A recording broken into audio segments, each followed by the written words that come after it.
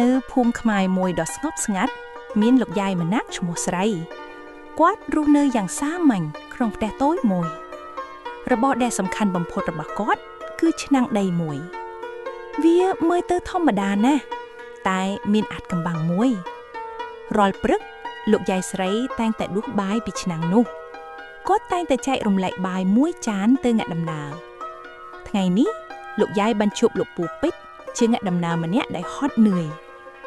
អ្វីដែលគួរឲ្យអស្ចារ្យនោះគឺថាទោះបីគាត់ដួសបាយចេញហើយក៏ដោយឆ្នាំងនោះតែងតែពេញវិញជានិច្ចដូចជាមានវេទមន្តអញ្ចឹង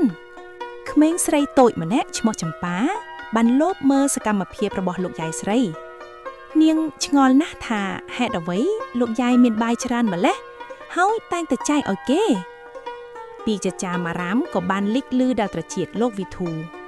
គាត់ជាមនុស្សលោភលន់ណាស់គាត់ចាប់ផ្ដើមគិតពីឆ្នាំងវេទមន្តរបស់លោកយាយលោកវិធូនឹកគិតពីឆ្នាំងបាយនោះរហូតគាត់លែងសុខចិត្តឃើញលោកយាយស្រីចែករំលែកទៀតហើយគាត់ចង់បានឆ្នាំងនោះមកធ្វើជាម្ចាស់តែម្នាក់ឯងយប់មួយ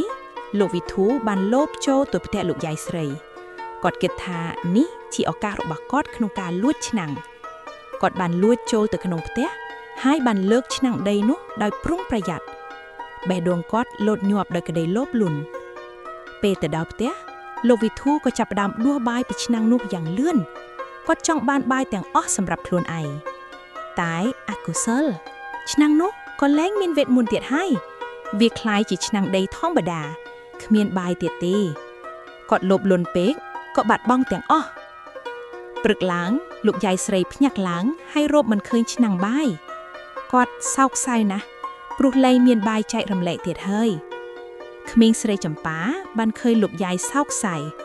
នាងក៏ដើរទៅជិតហើយចាប់ដៃលោកយាយកុំបារម្ភអីនាងនិយាយចម្ប៉ាបានប្រាប់អ្នកភូមិអំពីឆ្នាំងវេទមន្តនាងបាននិយាយថាយើងមិនត្រូវការឆ្នាំងវេទមន្តទេយើងអាចចែករំលែកគ្នាបានអ្នកភូមិទាំងអស់ក៏បានយល់ពួកគេចាប់ផ្ដើមចែករំលែកចំណីអាហារជាមួយគ្នាដោយក្តីរីករាយ